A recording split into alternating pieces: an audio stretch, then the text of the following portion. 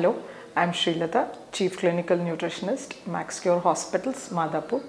Uh, we have a lot of questions about diabetes. Watermelon basically is a very good fruit. It has a lot of moisture in that.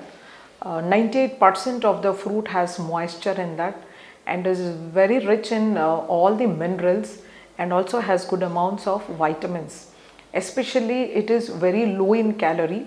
So 100 grams of watermelon gives us 16 kilocalories of energy. It is having good amounts of potassium, which is really good for all the hypertensives.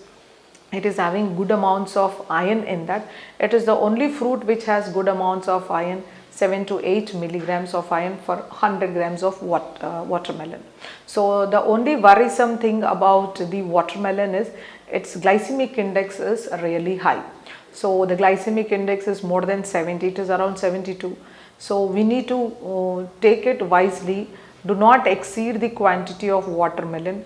Let's say it is 100 to 150 grams per day is okay, because as I said you, it is rich in so many vitamins and minerals and it has loads of moisture in that. So all the diabetics can happily take it provided the sugars are under control and they are physically active.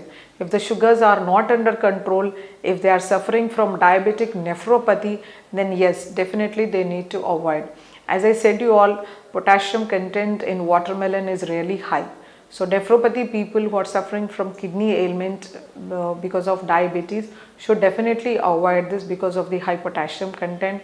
Also uncontrolled diabetics should avoid it because the glycemic index is really high. So people who have good control of diabetes can happily take 150 grams of watermelon whenever they feel like taking.